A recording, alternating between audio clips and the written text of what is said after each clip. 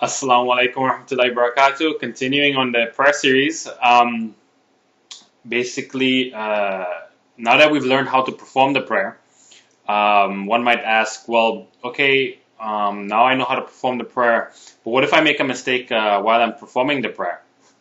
Basically, what would happen is that on the last rakat that you pray, um, when after you say the tashahud,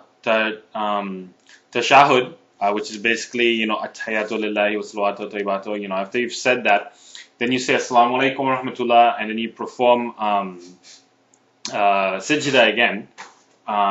You might basically make two sajdas, and that's why you put your head on the floor. And then when you're done that, then you get back when you're back in the sitting position, then you go back with the tashahud, the salawat, and the dua. Salawat is Allahumma salli ala Muhammad, and then the dua, whichever dua it is that you use. I basically in this in my prayer video, I use the shortest dua that I can remember, that I can think of, so that someone that is trying to learn, they can easily pick up on that. The next thing is that what acts would nullify your prayer? What would make your prayer not um, be accepted by Allah subhanahu wa ta'ala? Well, the first thing would be talking outside of the prayer, talking to someone while you're praying. That would nullify your prayer. I know as a kid I used to do that all the time. Like, when the adults are leading the prayer, we're all standing in the back and we'll start talking and pushing each other and stuff like that. All those things will break the prayer, by the way. Okay, then any three actions outside of the routine of the prayer that would also nullify your prayer. Basi- if you were to basically let out any impure matter, so to speak, basically if you were to urinate or fart or poop yourself, that would break your wudu, which would then again make your prayer nullified, because wudu is the key to prayer. Um, Drinking or eating during the prayer, I don't know why someone would do that. I guess chewing gum is probably something that a lot of people forget that they're chewing gum and they go for prayer, and they have this gum in their mouth. That also would be basically a way of nullifying your prayer, because you're supposed to have your mouth clean. You're supposed to wash your mouth before you go pray. Um, Turning your chest away from the Kaaba. Again, because of the unity that we have, we all face the same direction. So turning your chest away nullifies your prayer, because Allah has made it important that we face all in the same direction. Um, what do you call it? If any part of your you know hijab, the area, in a sense, basically men from navel to knees, if that becomes uncovered, the lady, if her face and her hair or her back or whatever becomes exposed, these are all things that will cause your prayer to be nullified. So when you go to pray, make sure that you are properly covered. And again, as Muslims, we shouldn't be wearing tight-fitting clothes. I know we want to be covered, but tight-fitting clothes is also not something that we should wear when we go to pray. Or even just in general, we should not really wear tight-fitting clothes, because, well, it doesn't leave much for the imagination. All right. So basically, those are the things that I want to cover. Oh, you know what? Another thing that one of my good friend had asked me a question. Um, and the question was more along the lines of, well, what happens when there are 3 or 4 rakats? Because there are some, the Fard prayers are 4 rakats, some of the Sunnah prayers are 4 rakats, and some are 3. So basically, what would happen is after you finish tashahhud, you would say Allahu Akbar and stand back up. And then if it's 3 rakats, then after you do Surah Fatih and everything, you do the sajda. Then you sit down and then you do tashahhud and the salawat and then the dua. Um, and if it's 4 rakat, then what you would do is, after, you basically follow the same format as the first 2 rakats. So after you get back up from the tashahhud, you go down after the sajda, you just stand back up, do the Surah Fatih again, and then you go back down after the last sajda, the fourth sajda. Then you do again tashahhud and salawat. For if it's 3 or 4 rakats, on the second sajda, all you need to recite is the tashahhud. You don't need to recite the salawat, which is Allahumma salli ala Muhammad. You don't need to recite that. You recite that on the last rakat. The salawat and the dua are only recited on the last rakat of your prayer. Hopefully that makes sense. I know that it's kind of hard to just picture it, but hopefully, yeah, you can get that picture in your mind. And I know I keep talking about the classifications of prayer. Like I said, there are fard, there are sunnah, there are wajib prayer, and then there are nafil prayer. Fard prayers are basically what's compulsory. It's what must be done. You have to do this as Muslims, and those are the 5 obligatory prayers that I talked about. And sunnah is basically things that our Prophet ﷺ did, some regular, some not so regular, but it's what he did that we all basically practice, because we all follow the teachings of the Prophet as well, and that's one of his teachings. After the fard prayer, there are some prayers that he would normally do, and I'll run through that in a second, but I just want to give you an idea what those things are. The nafil prayer, basically what you do just for your own benefit, to basically uplift your soul and to acquire spiritual benefits, nearness to Allah subhanahu wa ta'ala. Wajib prayer are basically actually prayers that are just as important as fard prayer. It's important that you pray those prayer. One is like witr, you should always pray that before you go to bed, and the other one is like Salatul Jummah. That's also a wajib as well. Actually, it's not wajib. I take that back. Salatul Jummah is it's a certain type of fard prayer. It's not wajib, but it's again, it's like a fard. Fard and wajib are basically the same in a sense that they're very important. All right, so for fard prayer, basically there are 2 kind of fard prayer. Again, there is the daily fard prayer, and then there's the congregational Friday prayer, which is fard. For the daily prayer, for Fajr, well, let's start with Maghrib. Maghrib is the first prayer of the day, which is sunset. What the format for that prayer is that you perform 3 rakat fard, and then 2 rakat sunnah, and then if you want, you can include as many nafil as you like. Usually people will recite 2 nafils as well. In the case of Salatul Isha, basically the way that that's performed is after there are 4 fard, okay, and then after the fard, then there are 2 sunnah, and then 2 nafil, and this is usually where you would read Salatul Witr, which is 3 rakats. It's a special prayer. I'll try to get into that in a second. Also, if you are in the mosque, well, not even in the mosque, even at home, you can also recite 4 rakat fard before you recite the 4 rakat sunnah before you recite the 4 rakat fard for Salatul Isha. For Salatul Fajr, basically you recite 2 sunnah and then 2 fard. And after the fard, you cannot recite any other prayer until after sunrise. Then you can recite as many nafils and everything else that you want. So 2 sunnah, 2 fard, and then nothing you can recite until after sunrise. Then for Zohar, again, this is optional. You can recite 4 sunnah. This is highly optional.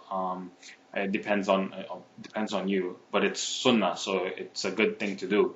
Then you recite 4 fard, and then 2 sunnah after the fard. Okay, so it's 4 sunnah, 4 fard, 2 sunnah, and then as many nafils as you want. And then for Salatul Asr, it's 4 sunnah and then 4 fard. And then after the fard, you cannot recite any other prayer until after the sunset. Hopefully that makes sense. I know it's a little um, you know, kind of all congested there. But that's basically how the fard the fard and sunnah of the daily prayer is put together.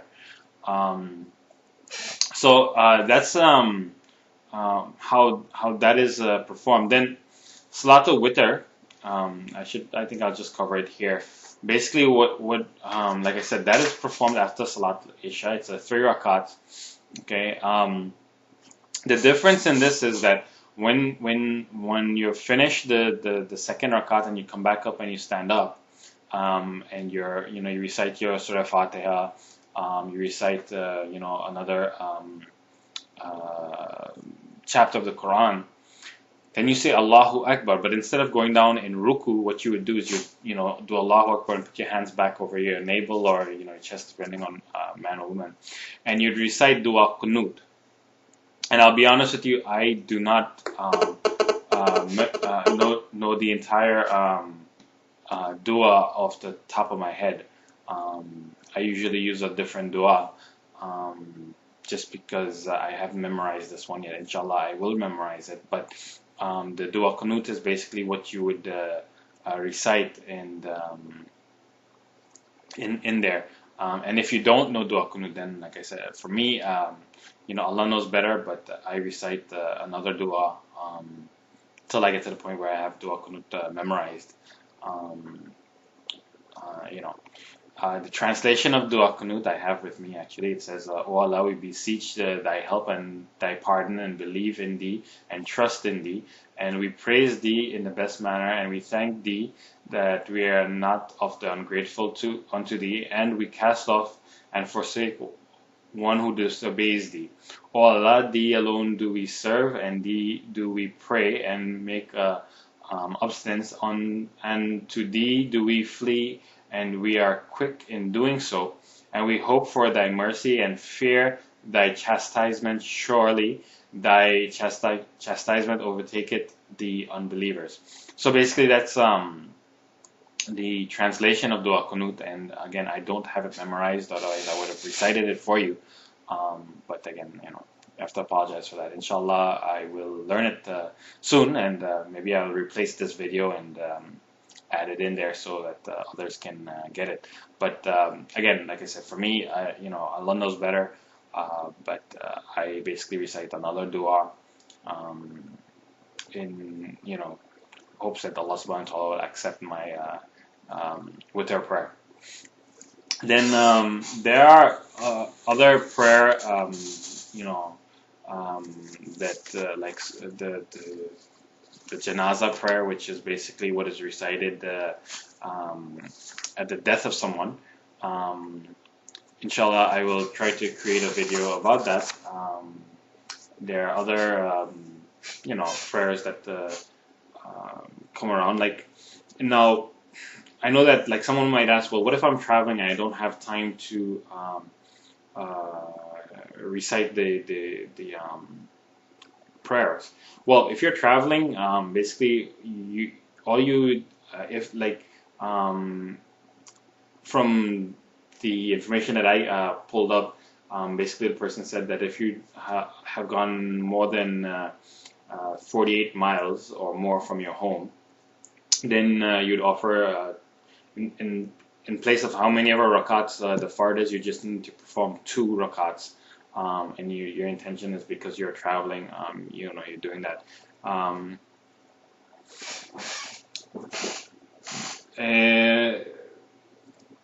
So that's basically, for traveling people, those are the things that you would,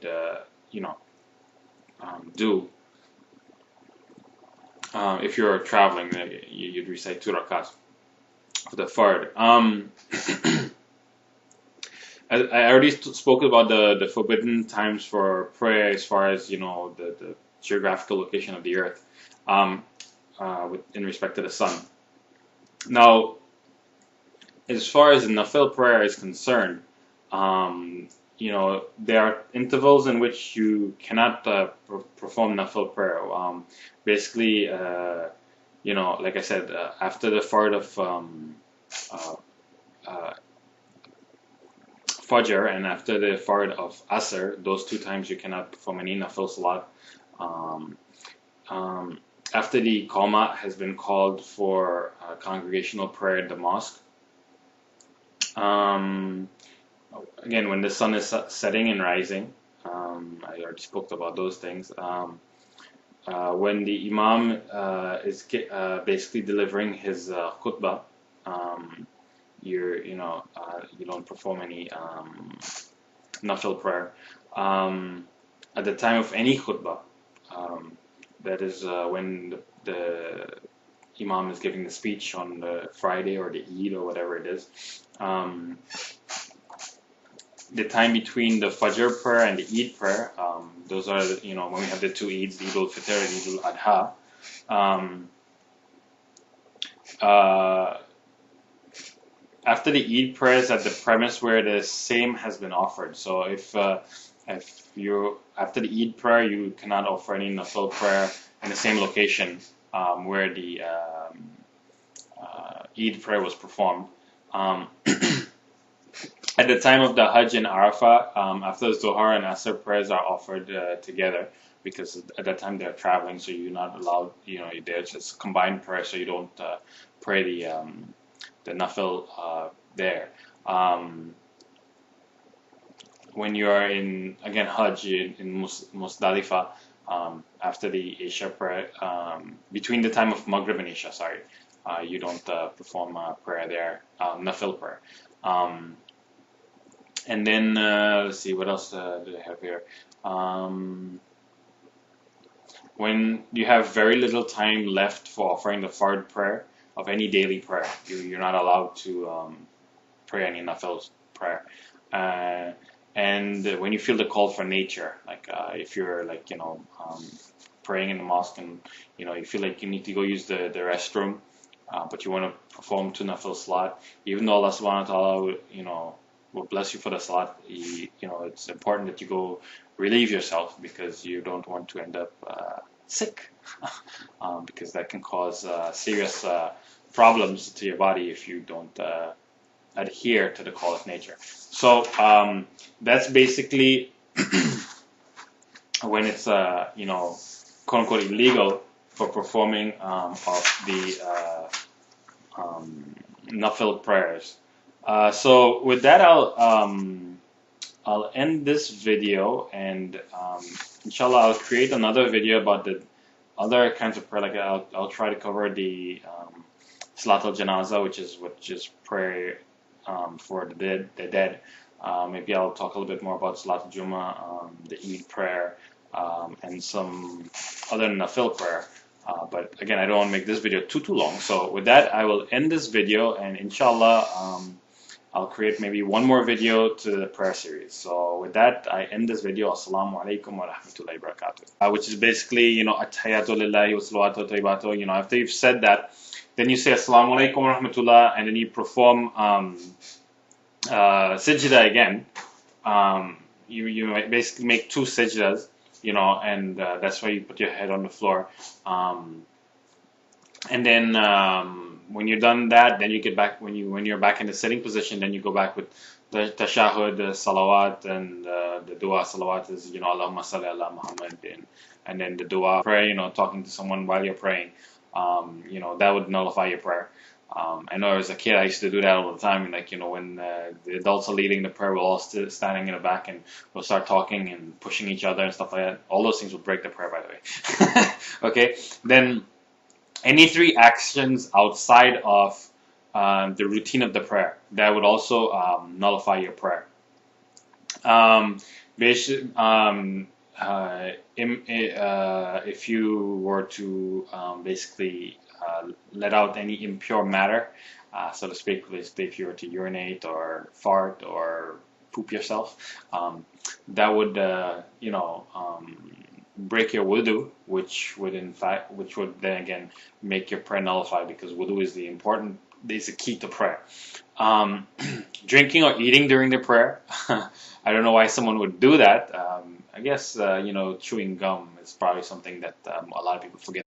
Assalamu alaikum wa rahmatullahi wa barakatuh. Continuing on the prayer series, basically now that we've learned how to perform the prayer, one might ask, well, okay, now I know how to perform the prayer, but what if I make a mistake while I'm performing the prayer?